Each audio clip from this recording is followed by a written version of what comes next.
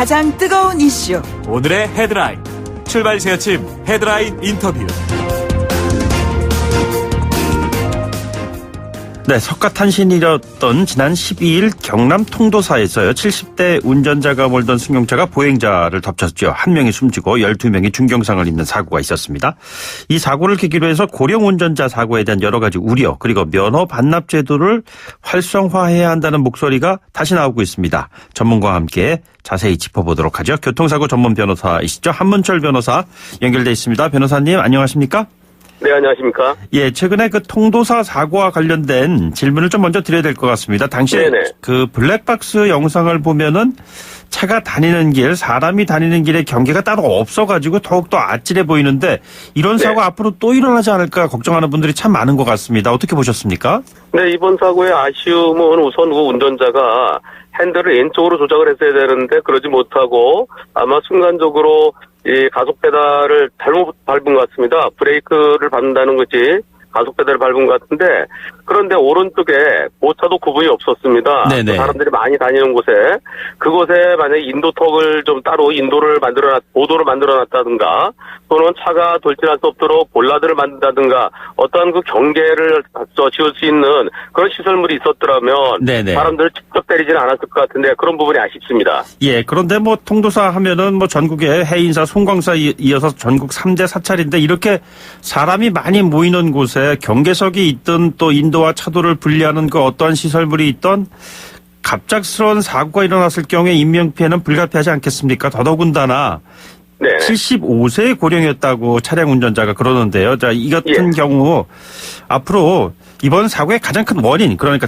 가속 페달을 밟았는데 차가 생각보다 빠르게 나갔다 이렇게 지금 진술을 했다고 하잖아요. 예. 그 원인이 뭐라고 보십니까? 우선 이번 사고에 대해서 노인들의 운전 때문에 일어난 사고가 아니냐. 그래서 노인들의 운전면허 관리를 좀 제대로 더 철저히 해야 된다. 이런 얘기가 많이 있는데요. 네네. 하지만 꼭 노인이라고 해서 이 사고가 난 건 아니고 젊은 사람들도 충분히 이런 사고를 일으킬 수는 있습니다. 네네. 순간적으로 이제 운전할 때 이게 항상 조심해서 했어야 되는데 그러지 못해서 이런 걸 총체적으로 안전하게 운전해야 되는데 그렇게 못했다. 안전은 좀 불행이라고 그러는데요. 꼭 노인들에게만 일어나는 사건은 아니고요. 또 종종 김여사 그런 얘기도 하는데 여성 운전자로 해서 이런 문제가 일어나는 것만도 아니고 네네. 모든 운전이 똑같은 상황입니다. 하지만 노인들의 경우에는 아무래도 젊을 때에 비해서 감각이 둔해지죠. 눈도 좀 침침해지고 귀도 잘 안 들리고 또 행동도 반응이 좀 늦고 그래서 젊은 사람들은 넘어질 상황에서 넘어지지 않고 중심을 잡는데 노인분들은 넘어져서 낙상하시는 경우도 많지 않습니까? 네네. 그와 마찬가지로 운전할 때도 순간적인 골발 상황에 대처를 해야 되는데 만약에 젊은 사람이었으면 차 왜 이래 그래서 곧바로 브레이크로 바로 옮길 수 있었겠지만 노인분들의 경우는 하다 보면 사고로 이어지거든요. 네네. 그래서 몸의 그 신체 기능이 좀 저하되는 그 시기에는 운전할 때 내가 자신 있으면 운전하고 그렇지 않고 평소에도 내 몸이 옛날 같지 않다 싶을 때는 운전을 자제하는 게 필요할 것 같습니다. 예, 지금 뭐 말씀 들어보니까 사실 뭐 교통사고라는 것이 남녀노소 뭐 특별히 구분이 있겠습니까? 오히려 어제 같은 경우도 보면은 그 10대들이 또 과도하게 그 과속운전을 한 그 위험한 상황이 방송을 통해서 나가기도 했었는데요. 그러나 고속도로에서 과속으로 달린 거 말씀이시죠? 예, 고등학생들이. 그렇습니다. 예. 근데 이제 오늘 저희가 그 변호사님께 여쭤보고 싶은 것은 이제 고령 운전자들이 우리 사회는 점점 늘어나는 추세이지 않겠습니까? 그렇습니다. 자, 예. 이 같은 부분 예를 들어서 지난해 300만 명을 넘어섰다고 하는데 65세 이상의 고령 운전자 소지자가 이러한 안전대책, 이분들에 대한 안전대책은 어떤 것들이 있습니까? 현재 우리나라에서는 일반적으로 그 적성검사 시기를 10년으로 보고 있는데 그것을 65세 넘은 분들은 5년으로 단축시키고요. 또 75세 넘는 분들은 3년으로 단축시키고 있습니다. 하지만 외국의 경우에는 그것이 3년이 아니라 1년 매년 적성검사를 받게 하는 것도 있는데요. 그래서 우리도 적성검사 받을 때 형식적으로 몇 가지 앉았다 일어났다 하고 눈이 보이나 안 보이나 이런 몇 가지만 할 게 아니라 그동안에 지난번에 적성검사 받고 지금 적성검사 받을 때까지 건강보험공단에서 어떠한 건강보험으로 치료받은 게 있는지 그 수진 내용을 제출하도록 해서 몇몇 가지 질병에 대해서 치료받은 전력이 있다 그러면은 정밀 검사를 실시하는 것이 필요할 것 같습니다. 예, 그러니까 적성 검사의 주기 같은 경우도 단축해서 네네. 실시하는 내용들도 좀 더 세부적인 적성 검사를 할 필요가 있다 이런 말씀이시죠? 그렇죠. 예컨대 고혈압이라든가 당뇨라든가 또 몇 가지 노인들에게 올 수 있는 거요. 네네. 그런 증상이 있을 때는 철저하게 좀 적성 검사를 제대로 하는 것이 필요할 것 같습니다. 형식적인 것이 아니고요. 한 걸음 더 나아가서 고령 운전자들에 대한 면허 반납 제도 활성화하자 이런 지적에 대해서는 어떤 생각을 가지고 계십니까? 부산에서 처음 실시했고 전국적으로 많이 확대되고 있는데요. 운전에 자신이 없을 때는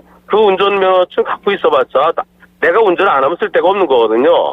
그런데 나중에 내가 운전할지 모르잖아 해서 갖고 있는 경우가 많이 있습니다. 하지만 이 운전면허 자체를 운전면허증 반납이 아니고 네네. 운전면허 자체를 반납하는 겁니다. 운전면허 자체를 반납한 상태에서 운전하게 되면 그것은 무면허운전이 되는 거죠. 네네.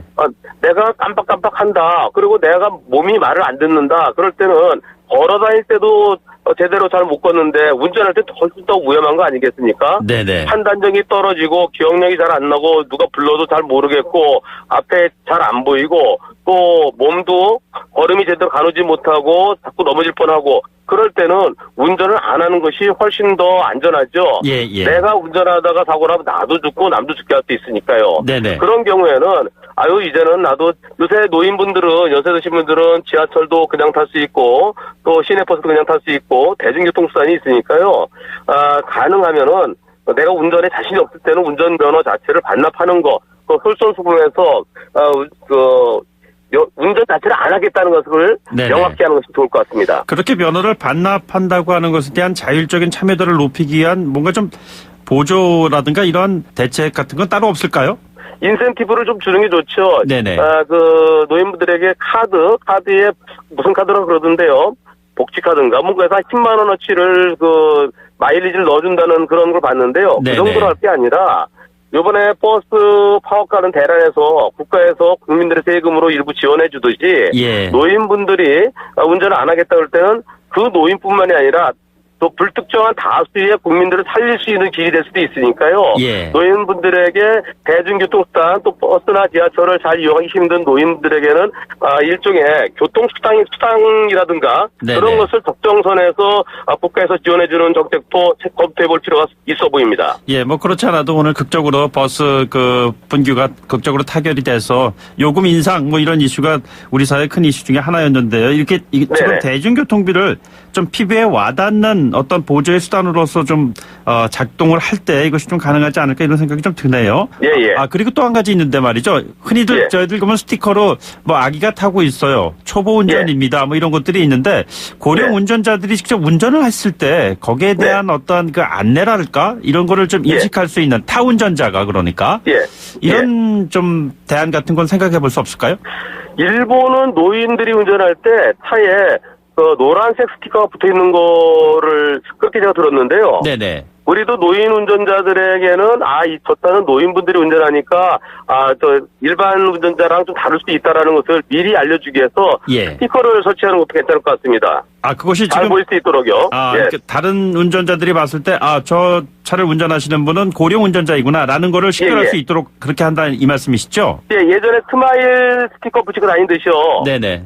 노랗게 된 동그란 것을 잘 보이는 곳에 뒷 유리창 같은데요. 그걸 부착시키면 다른 운전자들이 노인에 대한 배려도 할 수 있고 저 차는 돌발적인 상황이 있었으니까 내가 좀 더 피해가야 된다든가 그런 인식을 심어주는 것도 괜찮아 보입니다. 그렇습니까?